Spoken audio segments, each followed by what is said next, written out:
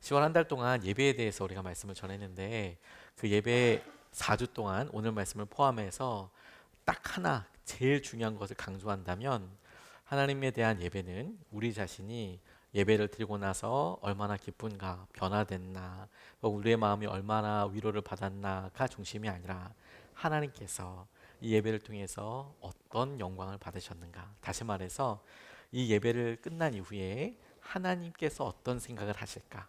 하나님은 어떤 마음이실까가 예배에 있어서 제일 중요한, 아니 유일한 기준이고 목표여야 한다는 것을 말씀을 통해서 계속해서 도전하면서 예배를 우리가 다시 생각해 보았습니다.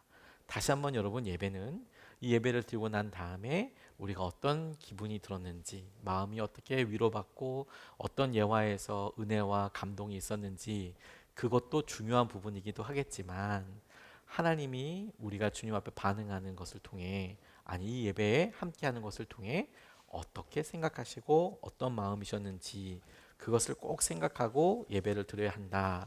이것이 제일 중요한 점이라고 싶습니다. 그런 의미로 오늘 네 번째 시간으로서 오늘 이 본문 말씀이 우리에게 지시하고 명령하고 깨닫게 하시는 말씀이 가장 중요한 핵심과 아주 맞닿아 있고 우리가 순종해야 될 부분이 있다라고 싶습니다. 오늘 우리가 읽었던 말씀은 화목제사 혹은 화목제라고 이야기하는 제사의 한 방법으로 이스라엘 사람들이 구약 성경 모세오경에 나와 있는 율법대로 이렇게 예배를 드려라 라고 할 때 소개되어 있는 대표적인 예배의 한 가지 방법입니다. 그 중에서도 화목을 위해서 드렸다 그래서 화목제에 대한 이야기입니다. 저는 이것이 우리에게 굉장히 중요하다고 싶어요. 왜냐하면 예배를 통해서 우리의 죄와 연약함이 주님의 은혜 가운데 십자가의 보혈로 인하여 용서받고 정결하게 되고 해결되고 치유되고 넘어서게 되는 그런 놀라운 진리의 능력을 우리가 믿습니다. 그것을 우리가 경험하게 되기를 원합니다. 그런데 우리가 그것이 중요하다고 생각하는 것만큼 성경이 이게 중요해 라고 하나님께서 명확하게 말씀하시는 부분이 있다는 거예요. 그게 화목제물이라는 거예요.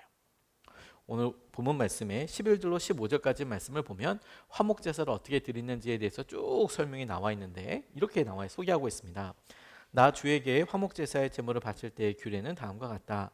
누구든지 감사의 뜻으로 화목제사를 드리려면 누룩을 넣지 않고 기름으로 반죽하여 만든 과자와 누룩을 넣지 않고 기름만 발라서 만든 과자와 고운 밀가루를 기름으로 반죽하여 만든 과자를 감사제사의 제물에다가 곁들여서 바쳐야 한다. 감사의 뜻으로 드리는 화목제사의 제물에는 누룩을 넣어 만든 빵도 곁들여서 바쳐야 한다. 준비된 여러 가지 과자와 빵 가운데서 각각 한 개씩을 주에게 높이 들어 올려 바쳐야 한다. 그렇게 바치고 나면 그것들은 화목제사에서 피를 뿌린 제사장의 몫이 될 것이다. 화목제사에서 감사제물로 바친 고기는 그것을 바친 그날로 먹어야 하고 조금이라도 다음날 아침까지 남겨두어서는 안 된다. 이렇게 나와 있습니다. 레위기에서 이야기하는 하나님께 예배드리는 방법이 5가지 종류가 있는데 번제, 소제, 그리고 화목제, 속건제, 속죄제 이렇게 5가지가 있습니다.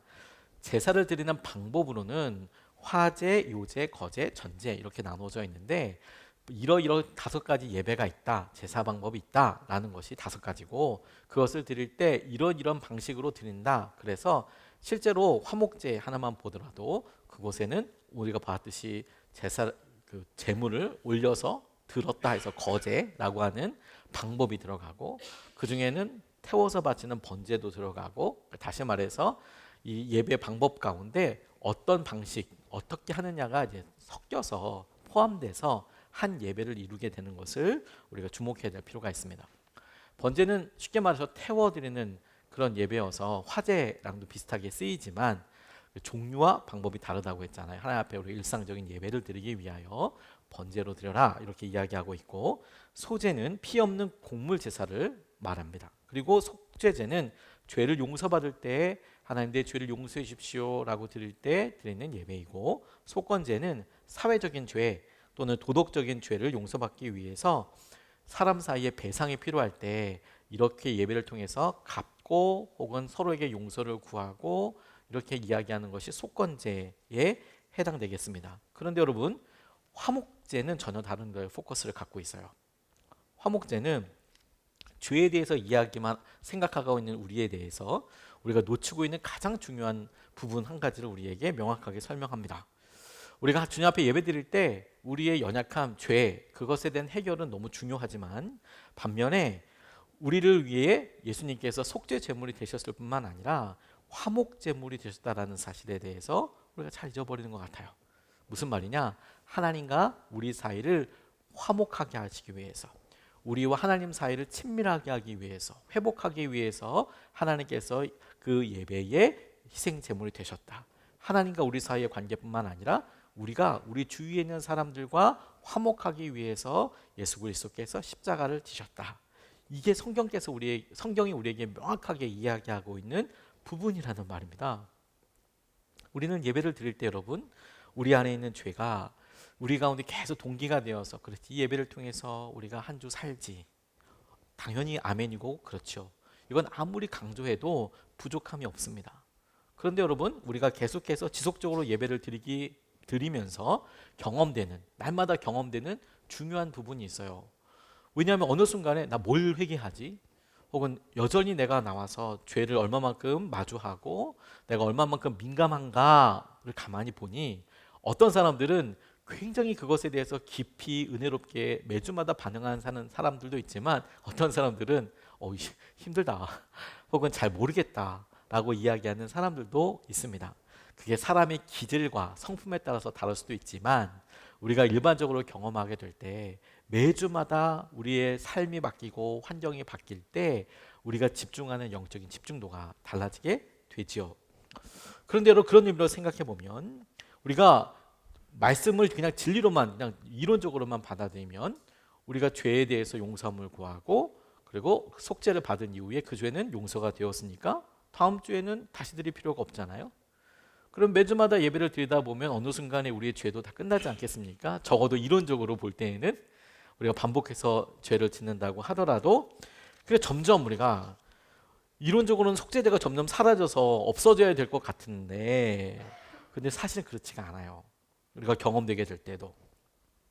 반면에 여러분, 우리가 화목함을 위해서 하나님과 더 친밀하게 되기 위해서 하나님께서는 하나님의 관계와 사람들 사이의 관계가 더 깊어지기 위해서 예배를 드려라. 그런 예배가 있다라고 이야기하시는 거예요.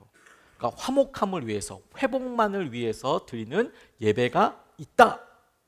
그럼 여러분, 이 사실 하나만으로도 우리가 오늘 우리 예배 나왔을 때 우리의 죄와 우리 상황에 어떠한지에 대해서가 아니라 오늘 우리가 하나님을 위해서, 하나님께서 이 시간을 좋아하시기 때문에 내가 이 시간에 함께 했어만으로도 충분한 은혜로운 예배가 되고, 우리 주위에 있는 사람들과 화목하고 회개하기 위해서, 심지어 아내가 원해서, 남편이 원해서, 부모님이 원해서 내가 그런 화목함을 위해서만이라도 해도 하나님께서는 그것을 굉장히 의미 있는 예배로 받으신다는 거예요. 화목함이 중심이다라는 것이죠. 우리의 목적을 속죄와 함께 우리가 죄가 용서되고 우리가 마음이 가벼워지고 하는 것에 머무르지 않고, 그것은 중요하지만 거기만 머무르지 않고 이렇게 속죄되고 정결하게 된 것을 통해 하나님과 더 가까워지고 하나님을 더 많이 사랑하게 되고 우리 주위에 있는 사람들과 더 친밀하게 되는 것이 우리의 예배의 중요한 부분이라는 겁니다. 그게 화목을 위해서, 화목 제물을 위해, 화목함을 위해서 드리는 예배가 있다. 화목제다. 이것이 우리에게 주는 도전이라고 싶어요. 그리고 여러분, 우리가 이것에 대해서 동의하고 그렇다고 한다면 이 화목을 위한 핵심이 있어요. 그게 뭐냐? 오늘 화목 제물을 드릴 때에 나와 있는 감사와 서원, 약속한 것을 이행하기 위한, 다시 말해서 내게 기쁜 일이 있고 혹은 내게 함께 축하할 일이 있고 혹은 내가 사람들에게 기쁜 신세를 져서 고마움을 표현하게 될 때 내가 약속하고 서원하고 하나님께나 주위 사람들에게 서원하여 드리는 예배나, 내가 너무 감사하기 때문에 예배를 드리는 감사와 서원으로 드리는 예배를 화목제사라고 하는데, 이 화목을 위한, 사람들과 가까워지고 하나님과 가까워지기 위해서 핵심이 뭐냐? 바로 감사와 약속에 대해 이루는 서원이라는 거예요. 다시 말해서 여러분, 더 쉽게 얘기하면 화목을 위한 핵심은 감사이고 감사의 표현이다라는 것입니다. 감사는 예배 가운데 하나님께서 정말 즐겨 받으시는 마음이에요. 하나님이 우리에게 허락하시고 이끌어 주시는 것에서 감사의 행위에 대한 것이 예배의 절차뿐만이 아니라 우리의 마음, 또 감사의 마음이 우리가 직접 하나님께 드릴 수 있는, 하나님께 드리는 예물과도 같은 거예요. 감사합니다 주님. 의도와 태도가 그것을 나타내는 것이죠. 그래서 그 화목을 위할 때 그 중심이 감사라는 거예요. 그게 표현돼야 한다는 것입니다. 그래서 이 화목 제사에서 이 음식 희생 제물로 바치는 것을 나눌 때 이렇게 강조하고 있어요. 18절 말씀을 보면 이렇게 나와 있습니다. 그가 화목 제물로 바친 희생 제사의 고기 가운데서 사흘째 되는 날까지 남은 것을 먹었으면 나 주는 그것을 바친 사람을 기쁘게 생각하지 않을 것이며 그가 드린 제사가 그에게 아무런 효험도 나타내지 못할 것이다. 그뿐만 아니라 그런 행위는 역겨운 것이어서 날 지난 제물을 먹는 사람은 벌을 받게 된다고 강조하며 이야기합니다. 무슨 말이냐? 감사해서 예배드려. 그게 예배 가운데 너무 중요한 예배 방법이다라고 이야기하면서 감사로 예물을 드리면 그날 다 먹어. 그때 여러분 그 제사 희생 제물이 된 게 소 한 마리거든요. 양 한 마리거든요. 혼자서 양을 혼자 다 먹기는 쉽지가 않습니다. 소 한 마리를 혼자서 하루 만에 다 먹는 것은 아직 저는 시도해 보진 않았습니다만 여러분들은 가능하시겠습니까?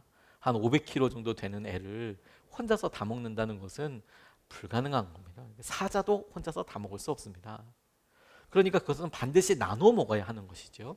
불러서 초청해서 먹어야 하는 거예요. 그날 내가 감사로 화목 제사를 드리는 날에는 사람들을 초청해서 함께하는 것이 포커스라는 거예요. 서원, 내가 하나님께서 이러이러한 일을 이뤄주시면 감사한 마음으로 내가 이렇게 예배를 드리겠습니다. 서원해서 드리는 것도 그 다음 날까지 그러니까 사람들 초청할 수 있겠고, 그 사람들 모인 것 중에서 너무 멀리 있는 사람은 초청할 수 없겠네요. 그 마을에 사는 사람들 다 불러서 이야기를 듣고 이렇게 일이 있었고 하나님이 하시는 것을 나누면서 예배를 드리는 것이 화목 제사의 중심이라는 거예요. 하나님이 어떤 일을 하셨는지, 무엇을 하셨는지 사람들과 나누고 기뻐하는 것, 그것이 하나님께서 원하시는 것이고, 그래서 첫째 날, 둘째 날 지나고 셋째 날까지 고기가 남아있으면 다 버려라, 태워버려라. 그렇게 되면 그때까지 남아있으면 내가 받지 않겠다고 하셨으니까 정말 노력을 다해서 사람들 초청해서 무조건 먹이고 기뻐하고 감사하고 하는 것이 중요한 기준이었다는 거예요. 그러니까 이것을 지키려고 하다 보면 하나님 앞에 예배를 드리는 것이지만 자연스럽게 이걸 함께 먹다 보니 사람들과도 깊이 교제할 수밖에 없는 것이죠. 소 한 마리 못 먹으니까요. 안 그러면 잡아놓고 혼자 먹고 다 태워버려야 되니까 이것도 만만한 일이 아닌 것이죠. 그런 의미로 여러분, 이렇게 우리가 생각했을 때 소 한 마리 잡으면 오랫동안 말려서 몇 달을 먹을 수 있는데, 우리 가정이 먹으려고 하면, 혹은 우리 대식구가 먹으려고 해도 며칠은 먹을 수 있는데, 근데 이걸 다 이렇게 하루 혹은 이틀 만에 먹고 다 태워버려? 이것 자체로만 보면 낭비죠, 낭비처럼 보이지 않습니까? 그런 의미에서 감사는 여러분, 낭비랑 딱 똑같아요. 하나님을 향하여 내가 내 마음속에 그 사람이 생각했던 것보다 내가 스스로 결정하고 바치는 것에 대한 반응이고, 하나님께서 우리에게 하시는 것에 대한 마땅한 고백이 되는 것이지요. 감사의 표현은 우리 스스로가 할 수 있는 사랑의 분량인 거예요. 제 친구 중에서 아버지가 술을 참 좋아하시는데, 그래서 어머니가 특별한 기술을 가지고 그 가정을 먹여 살리시는 그런 가정이 있었어요. 제 중학교 때, 고등학교 때 친구가 있는데, 이게 이분이 한복 기술자였거든요. 저도 지금 그때는 그냥 한복 기술자시구나 생각했는데, 지금 생각해 보면 대단한 기술자였나 봐요. 당시에 제가 얼핏 듣기로 그 친구 어머니께서 지으시는, 직접 손으로 한 땀 한 땀 지으시는데 그게 그때 당시에 수백만 원 했거든요. 그러면 벌써 그게 한 40년 전이니까 지금도 엄청 비싸겠네요. 지금 생각해 보니까 거의 장인 수준이었나 봐요. 그래서 어쩐지 집도 좋고 이렇게 막 그러시더라고요. 그래서 어머니가 한복 기술자였는데 아버지께서 그렇게 속을 많이 새기셨어요. 근데 그 친구도 만만치가 않았어요. 저는 어렸을 때부터 친구니까 잘 지내지만 싸움도 하고 다니고, 그리고 이렇게 부모님이 원하는 대로 이렇게 잘 하지 않는 좀 독특한 성격을 가진 애였습니다. 착하고 좋긴 했지만, 저는 어렸을 때부터 친구여서는 알고 있지만 가끔 가다가 이렇게 학교에서 있었던 일 들어보면 그냥 움찔움찔할 만큼 그랬거든요. 그런데 항상 그 친구네 집에 가면 어머니가 제 친구 자랑을 그렇게 많이 하셨어요. 자랑도 특별한 게 아니라 어머니가 한결같이 이야기하시던 게 뭐냐면, 제 친구가 이렇게 어느 날은 얘기했다는 거예요. 어머니, 지금은 이래도 제가 나중에 성공해서 꼭 행복하게 해드릴게요. 사실 이게 뭐 얼마나 대단한 말입니까? 그냥 사실 우리 어버이날 때 편지 쓸 때 꼭 한마디 쓸 법한 일이잖아요. 그런데 어느 날은 어머니한테, 어머니 지금은 제가 이렇지만 나중에 제가 고등학교 졸업하고 어머니 꼭 행복하게 해드릴게요. 성공해서. 그 얘기를 어머니께서 정말 너무 감동을 하셨는지 갈 때마다 이야기를 하는 거예요. 우리 누가 이랬다 이랬다 이랬다. 되게 인상 깊으셨나 보더라고요. 되게 인상 깊으셨나 보더라고요. 그리고 지금 나이가 지나서 제가 부모가 되고 제가 이런 상황들을 봤을 때 그 친구 어머니의 마음을 감히 한번 생각해 보는 거죠. 그게 그때 당시 어머니한테 어떤 마음이었을까. 고등학교 때였으니까 뭐 얼마나 뭐 도움이 됐겠습니까? 마음과 생각밖에 없지요. 근데 어머니가 보시기에 힘들고 어려운 고단한 삶 사실 때 철없는 아들처럼 보이는 자기 아들이 엄마의 수고를 안답시고, 뭐 얼마나 알았겠습니까만, 안답시고 위로해주고 약속해주고 하는 말이 어머니에게는 평생 자랑이고 그게 위로가 됐던 거예요. 감사와 인정이 그렇게 놀랍더라고요. 제가 하나님에 대하여 하나님께 감사한다, 화목제를 드린다라고 이야기할 때 우리는 하나님 제가 뭘로 감사할까요? 하나님 제가 어떻게 할까요? 우리가 우리의 감정과 우리의 마음으로 생각해 보면 늘 감사거리를 찾을래야 막 억지로 찾아야 할 수도 있고, 어떤 때는 정말 힘들다고 생각해서 감사할 거리가 없다고 싶지만, 그럼에도 불구하고 하나님 앞에 드리는 고백과 감사가 하나님께는 자랑거리라는 거예요. 다시 말해서 우리의 기분보다 하나님께서 이 예배를 통해서 어떻게 기뻐하시고 받으실까를 생각해 보면 감사야말로 하나님이 하신 일에 대해서 우리가 약속하고 그 약속을 지키는 것이야말로 하나님을 기쁘게 하시는 것에 있어서 가장 중요한 부분이라는 사실이에요. 그리고 여러분이 감사는 우리 모두가 각각 하나님 앞에 할 수 있는, 하나님을 위해서 드리는 중요한 예물이기도 합니다. 감사가 다른 사람이 대신해 줄 수 없지 않습니까? 우리가 날마다 반복되더라도 하나님, 우리가 한 주 동안 우리가 사고 없이 잘 지내게 하심을 감사드립니다. 이건 다른 사람들이 똑같은 감사 제목을 드리더라도 한 주 동안에 우리 삶이 달랐기 때문에 당연히 우리 자신만 드릴 수 있는 유일한 감사이죠. 우리가 그것에 대해서 얼만큼 느끼느냐 보다 하나님께서 그 감사를 받으시고 느끼실 마음과 하나님께서 그것을 통해서 이루실 일들을 떠올려 볼 수 있게 되는 것이죠. 이게 중요한 부분이라고 싶어요. 하나님 우리의 감사를 받으시고 하나님께서 우리를 통해서 이끌어 가시더라. 우리가 감사의 예물을 드리는 것도 마찬가지입니다. 하나님께서 우리에게 하신 일들에 대하여 감사가 낭비처럼 보여지는 부분이 그냥 말로 할 수도 있고, 또 어떤 행동을 할 수도 있고, 시간을 드릴 수도 있고, 뭐 물질로 표현할 수도 있고, 다양하게 할 수 있지만 우리가 내 마음과 내 하나님을 향한 태도, 주위에 있는 사람들을 대하여 우리가 조금 더 움직이는 것을 통해 사랑의 깊이와 관계의 친밀함을 조금 더 회복할 수 있게 되는 것이죠. 그렇지 않습니까? 우리가 아이들에게도 고맙다 이야기할 수 있지만 용돈이라도 조금 주어지면 느낌이 확 달라지잖아요. 그게 얼마라고, 그게 뭐라고. 우리가 부부 사이에 이렇게 있을 때도 고맙다고 이야기할 수 있지만 손이라도 한번 잡았고 고맙다고 이야기하면 그게 뭐라고. 그게 그렇게 감사하잖아요. 하나님께 우리가 드리는 우리 행동, 우리가 드리는 시간, 노력, 그게 뭐라고. 근데 그럼에도 불구하고 하나님은 그 감사를 우리 각자가 우리만 드릴 수 있는 예물로, 화목으로 받아준다는 거예요. 그런 의미로 여러분, 하나님께서 우리가 우리 개인적인 속죄와 우리의 마음에 해당되는 것뿐만 아니라 하나님께서 우리 모두의 관계를 회복하게 하시고 우리의 모두를 통하여 이끌어 가실 그게 있구나, 그게 중요하구나 라고 생각해 본다면 하나님과의 관계뿐만 아니라 하나님께서 이 관계를 통해 사람들과의 화목과에 대해서도 말씀하신다는 것에 우리가 중요한 의미를 둬야 된다고 싶습니다.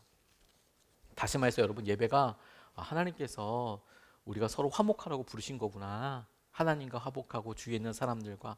그래서 그런 감사 예배를 드릴 때 같이 불러서 밥 먹고 같이 그 고기로 나누고 기뻐하라고 이야기하시는 거구나 라고 생각할 때 그 중심에는 여러분, 우리의 본성이 가만히 놔두면 혼자서 외롭고 독야청청하게 마련이거든요. 우리는 너무 외로운 사람들입니다. 가만히 두면 너무 외로운 사람들이에요. 찬란하게 빛나고 있는 것 같지만 사실은 굉장히 외롭고 힘든 삶을 살아가죠. 그래서 멀리서 보면 그렇지만 실제 우리 마음을 가만히 열어보면 외롭고 힘들어요.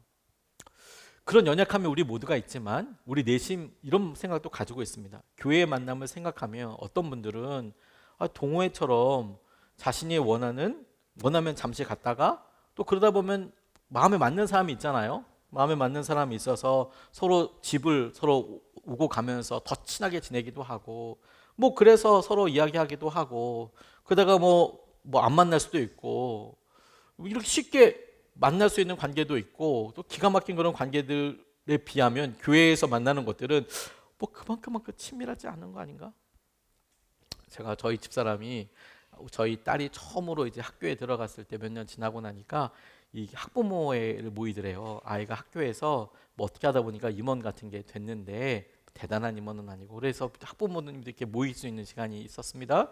그래서 이제 카톡방이 만들어지고 뭐 서로 그냥 자녀들이 그 반이라는 것만으로 서로 카톡방에서 교제를 하는데 부르니까 한번 갔대요. 한번 다 가서 왔더니 자연스럽게 모여서 얘기하다가 엄마들이 대낮에 너무 이렇게 해맑게 웃으면서 우리 치맥 하나 하러 가자고 그렇게 얘기해서 처음엔 치맥이 뭔가 이렇게 해서 갔더니 이게 치킨이랑 맥주 먹는 자리였던 거예요. 그래서 너무 난감하죠. 목사 사모이기도 하고 근데 분위기가 너무 자연스럽고 너무 이렇게 해맑더라는 거예요. 본인 혼자 이거 분위기 있게 있는 사람처럼 느껴지기도 하고 너무 곤란했다고 이야기하게 하더라고요. 제가 아는 어떤 장로님이 기도회를 인도하시는데 이분이 속상한 일이 많으셨나 봐요. 사업하시는 분인데. 근데 같이 교제하는 여러 남자분들 이렇게 있는 시간에 뭐가 속상하셨는지 앞에서 기도 제목을 여시더라고요. 세상에서는 속상하고 힘든 일 있으면 술 한잔 마시고 툭 털어버리면 되는데 이놈의 교회에서는 말도 못하게 한다고 막 이러면서 기도 인도하다가 갑자기 그렇게 얘기하셔서 이걸 아멘을 해야 되는지 이걸 어떻게 되지? 그리고 통성기도를 하는데 분위기가 되게 애매하더라고요. 근데 그 심정은 너무 전달이 됐어요. 우리가 편하게 친하게 지내자.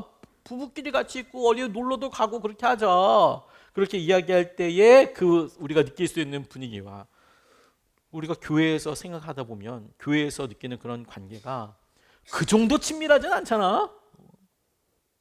우리의 모든 걸 다 내려놓을 수 있나라고 싶어하는 부분도 있겠더라고요.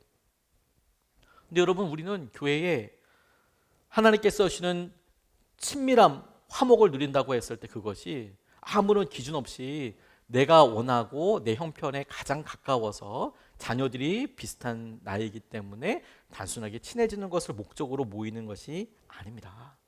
우리는 하나님을 함께 바라보는 사람이에요. 잠시 우리가 외롭고 잠시 우리가 서로 남편 흉보고 아내 이야기하고 자녀 걱정 나누면서 잠시 그 의미를 덜어내는 시간 정도가 아니라 영원한 하나님의 약속을 함께 바라보며 하나님과의 관계를 위해서 하나님이 이것을 해결해 주실 것을 믿기 때문에 지금 우리 앞에 연약해 보이는 교회에서 성도들과의 교제를 선택한 거예요. 하나님과 더 가까워지기 위해서 우리 주위에 우리랑은 조금 다르지만 형편도 조금 다르지만 주님 안에서 화목해지자. 주님 안에서 친밀해지자. 주님께서 우리를 지켜주실 것을 놓고 우리가 함께 기도해보자.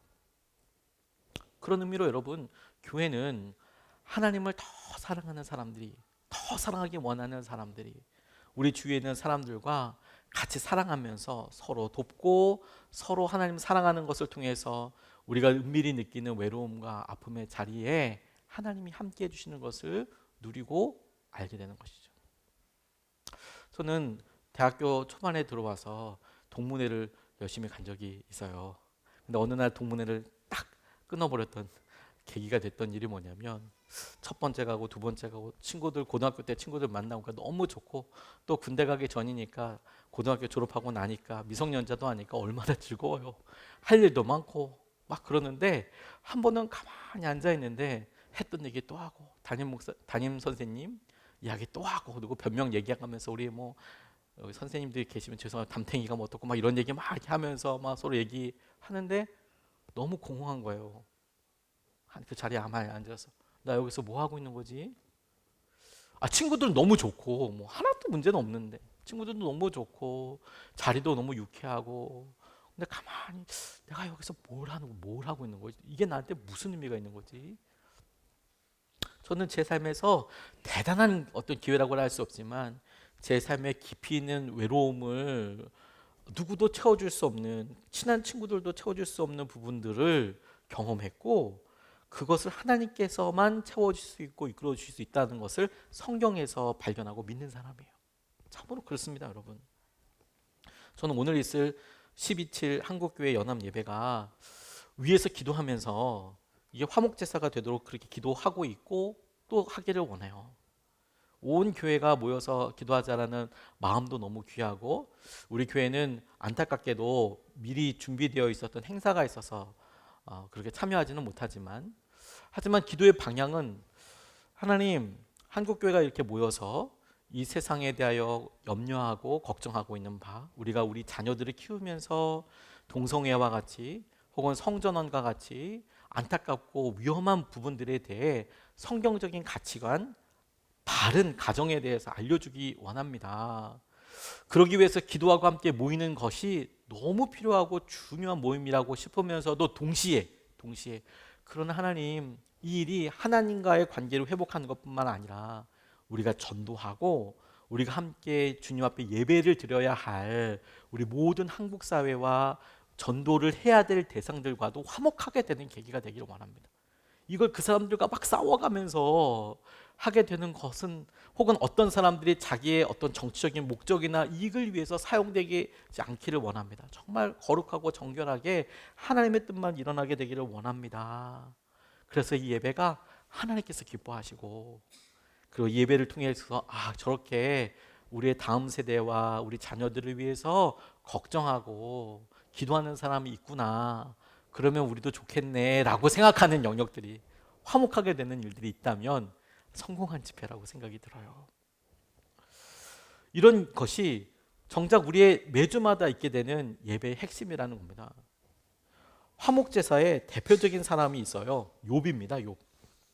고난을 받아서, 이렇게 고난을 받는 사람이 없다고 성경에서 이야기할 만큼 어느 날 부자였던 욥이 자기 재산 싹 다 잃어버리고 자녀들 싹 다 죽고, 자기는 병에 걸려서 회복이 될까 안 될까 싶을 정도로 너무 깊은 고난을 겪게 되었습니다.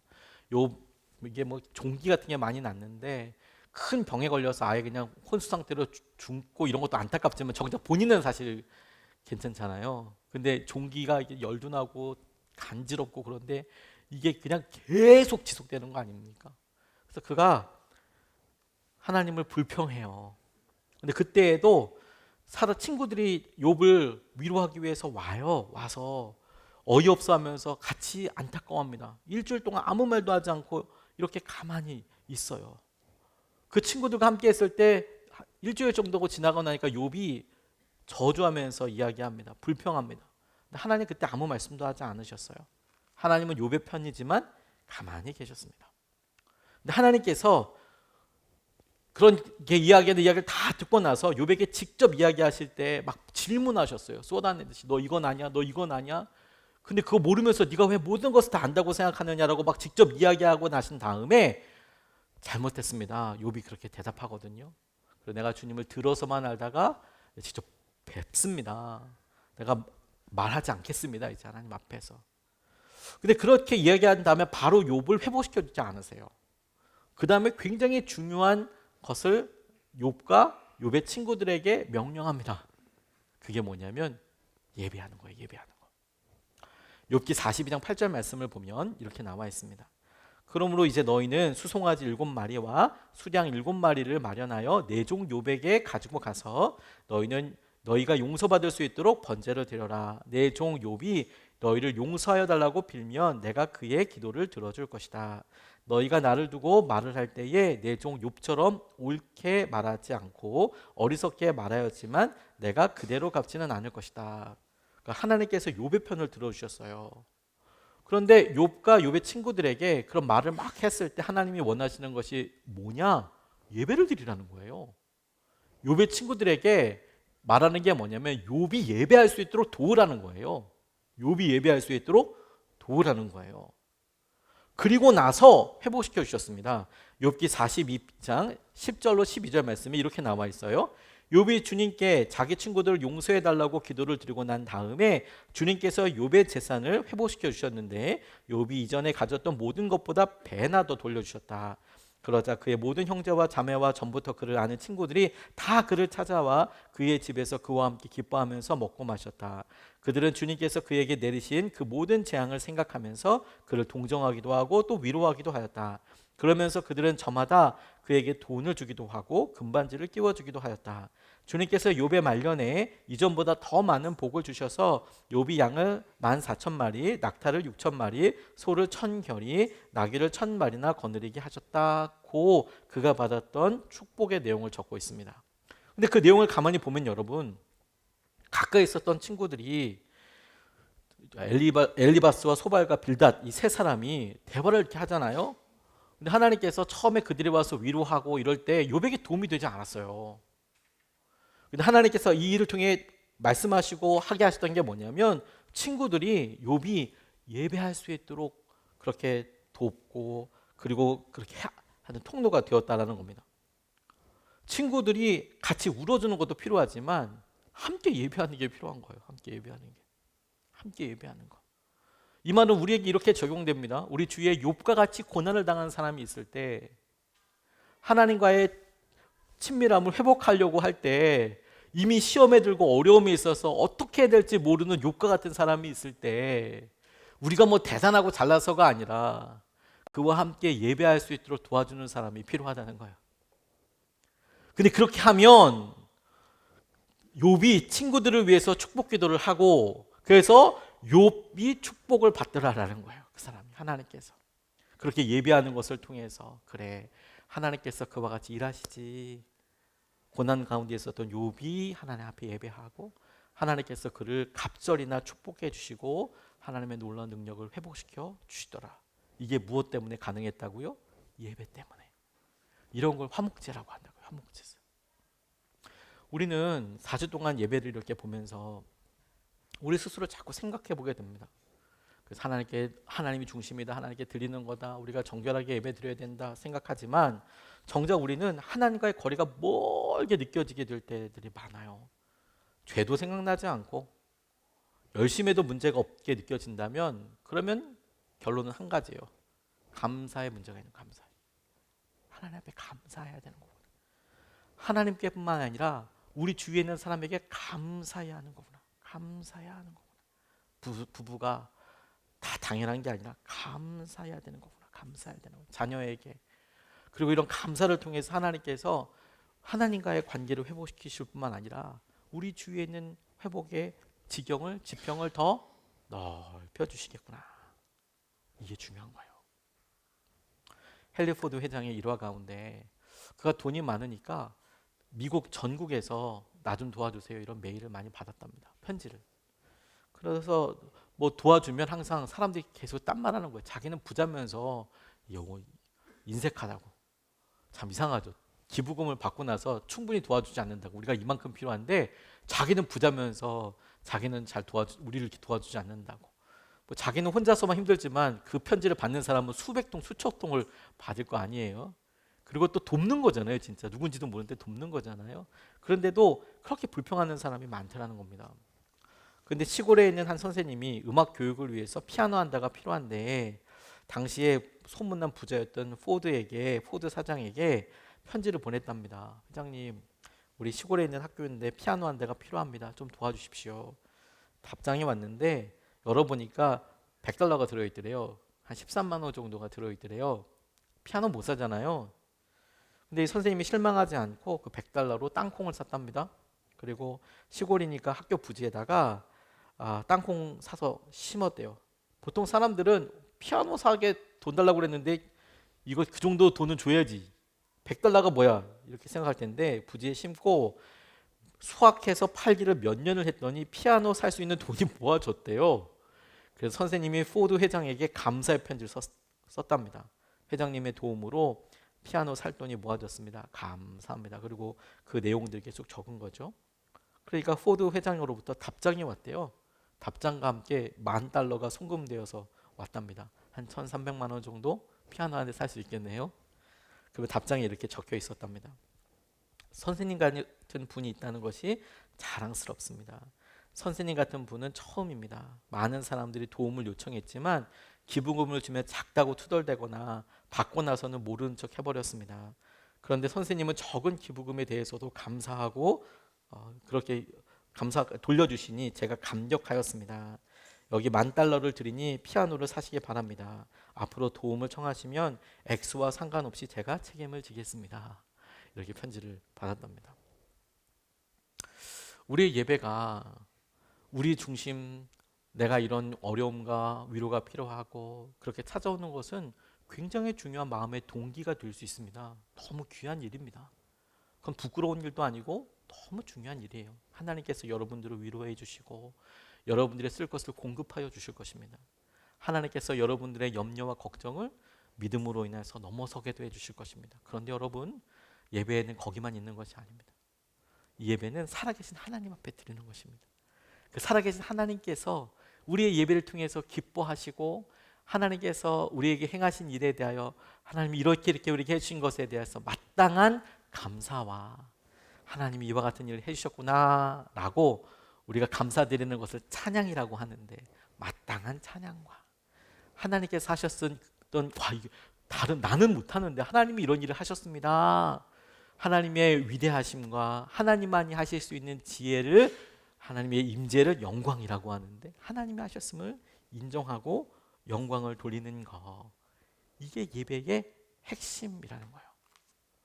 그런 의미로 우리가 예배를 위해서 준비해야 될 가장 중요한 것은, 예배에서 우리가 준비해야 될 것들 중에 핵심은 감사 하나님 앞에 드릴 우리의 마음의 고백, 하나님께서 우리 가운데 행하실 일, 그리고 그 일이 하나님과 우리 사이의 관계를 해결하고 그리고 우리와 우리 주위에 있는 사람들과의 관계를 더 친밀하고 회복하게 하실 하나님의 능력이 되게 하실 줄로 믿습니다. 오늘 우리가 그 하나님을 의지하고 붙잡고 주님을 같이 예배할 수 있으면, 앞으로 예배할 수 있으면 좋겠습니다. 우리가 오늘 말씀을 생각할 때 이렇게 한번 질문해 보셨으면 좋겠습니다. 첫 번째, 당신의 가족들과 더 가까워지기 위해서 어떤 노력을 하고 있습니까? 또한 당신에게 친구라고 생각할 만한 사람을 떠올려 보십시오. 그들과 더 가까워지기 위해서 어떤 노력을 하고 있습니까? 그냥 친해지고 싶은 사람이 아니라 이렇게 친구라고 생각하는 사람 의외로 없을 수 있습니다. 두 번째, 당신의 삶에서 감사한 만남 한 가지를 떠올려 보십시오. 배우자 만나기 너무 감사하다. 아니면 하나님, 나 우리 부모님 만난 거 너무 감사하다. 친구 만난 거 너무 감사하다. 감사한 것 한 가지 생각해 보고, 누구와의 만남에 감사했습니까? 그 사람에게, 혹은 그 사람을 통해, 혹은 그 사람과의 만남을 통해 무엇이 감사했는지 한번 생각해 보시고, 세 번째, 당신의 삶에서 회복해야 할 혹은 더욱 친밀해지기 원하는 사람은 누구입니까? 회복해야 될 사람은 누구인지, 친밀해지기 원하는 사람은 누구인지, 어떻게 하면 회복할 수 있고 또 친밀해질 수 있을지, 그리고 하나님과 친밀해지기 위해서 당신이 할 수 있는 도전은 무엇이 있는지 생각해보고 스스로에게 답을 한번 얻어보시면 좋겠습니다.